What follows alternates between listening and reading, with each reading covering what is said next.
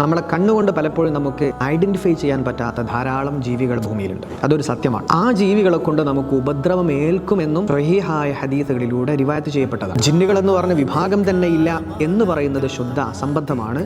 ജിന്നുകളും ഉണ്ട്, അതുപോലെ കണ്ണേറും ഉണ്ട്. ഇത്തരത്തിലുള്ള കണ്ണേറുകളിൽ നിന്ന് ജിന്ന് ശൈത്വാന്മാരുടെ ബുദ്ധിമുട്ടുകളെ തൊട്ടൊക്കെ നമുക്കുണ്ടാകുന്ന വലിയൊരു സംരക്ഷണം പോലെ നമുക്ക് പതിവാക്കാൻ പറ്റുന്ന ഒരു ദിക്ർ നബി സല്ലല്ലാഹു അലൈഹി വസല്ലം തങ്ങൾ പരിശുദ്ധ ഖുർആൻ കൊണ്ട് ചികിത്സിച്ചിട്ടുണ്ട്. അഊദു ബികലിമാത്തില്ലാഹി താമ്മാതി മിൻ കുല്ലി ശൈത്വാനിൻ വഹാമ വമിൻ കുല്ലി ഐനിൻ ലാമ. ഇനി ഇത് പഠിക്കാൻ അറിഞ്ഞൂടാത്തവർ എല്ലാവർക്കും അറിയുന്ന സൂറത്തുകളാണ് സൂറത്തുൽ ഇഖ്ലാസും മുഅവ്വിദത്തൈനി എന്ന് പറഞ്ഞാൽ ഖുൽ അഊദു ബിറബ്ബിൽ ഫലഖ്, എല്ലാവർക്കും അറിയാം. ഖുൽ അഊദു ബിറബ്ബിൻ നാസ്. ഈ മൂന്ന് സൂക്തങ്ങളും നമുക്ക് പറ്റുന്ന സമയങ്ങളിലൊക്കെയും അത് പതിവാക്കി കഴിഞ്ഞാൽ ഇത്തരത്തിലുള്ള വസ്വാസുകൾ, നമ്മുടെ ശൈത്വാനിയായ റൂഹാനിയായ ബുദ്ധിമുട്ടുകളെ തൊട്ടൊക്കെയും നമുക്ക് കരുത്തുണ്ടാവുകയും ഈമാനികമായിട്ടുള്ളൊരു പ്രകാശം ഉണ്ടാവുകയും ചെയ്യുമെന്ന് മഹത്തുക്കളൊക്കെ രേഖപ്പെടുത്തിയിട്ടുണ്ട്. കണ്ണേറ് കാരണം പ്രയാസപ്പെടുന്ന, സിഹിർ കാരണം പ്രയാസപ്പെടുന്നവർക്കൊക്കെ ഇത്